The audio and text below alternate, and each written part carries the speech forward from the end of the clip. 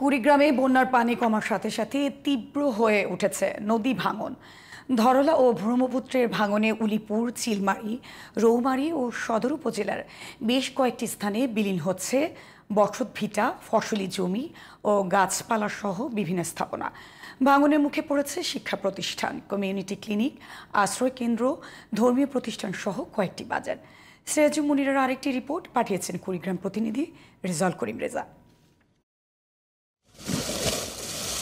ধরলা ও ব্রহ্মপুত্র যেন গ্রাস করে নিচ্ছে কুড়িগ্রামের উলিপুর উপজেলার বেগমগঞ্জ ইউনিয়ন। গত 5 দিন ধরে ধরলার ভাঙনে ইউনিয়নের খুদিরকুটি এবং ব্রহ্মপুত্রের ভাঙনে নদীতে বিলীন হয়েছে মোল্লারহাট সরকারপাড়া ও ব্যাপারীপাড়ার শতাধিক বাড়ি।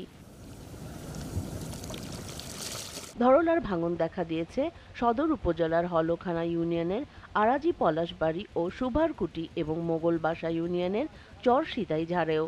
গত 3 দিনে সিতাইঝাড়ে বিলীন হয়েছে 7টি বাড়ি। এছাড়া তিস্তার ভয়াবহ ভাঙন দেখা দিয়েছে উলিপুর উপজেলার দলদলিয়া ইউনিয়নের কোরপুরা এলাকায়। ভাঙন আতঙ্কে নির্ঘুম রাত কাটাচ্ছেন সেখানকার মানুষ। গত সপ্তাহে 7 দিন আগে যেটা ঝড় বৃষ্টি হয়েছে, ইয়েতে 7টা বাড়ি নদীতে চলে গেছে ভাঙচুর হয়ে এই চর সিতাইঝাড়ে। আরও এই যে পানি টানার পর এখন আরও ক্ষয়ক্ষতি হবে, খুব ভাঙচুর হচ্ছে। এদিকে ঘরবাড়ি সরিয়ে নিচ্ছেন ভাঙন কবলিতরা, তবে নতুন ঠিকানা কোথায় হবে জানা নেই তাদের। অনেকেই অবস্থান নিয়েছেন খোলা আকাশের নিচে। বহুত টাকার আমার মাল মাত্রা সবগুলি ধ্বংস হয়ে যাওয়াইছে। কেবল আমার এই কেবল আমরা এই যে এইটার কেবল বিক্রি করিয়ে কয় টাকা পাইলাম, তাছাড়া আমার আর কিছুই নেই। ক্ষতিগ্রস্তরা বলছেন স্থানীয় জনপ্রতিনিধি সহযোগিতার আশ্বাস দিলেও প্রশাসনের পক্ষ থেকে সাহায্য পাচ্ছেন না তারা। পানি উন্নয়ন বোর্ডে গিয়েছিলাম, আমি এক্সচেঞ্জ সাহেবের সাথে কথা বলছি।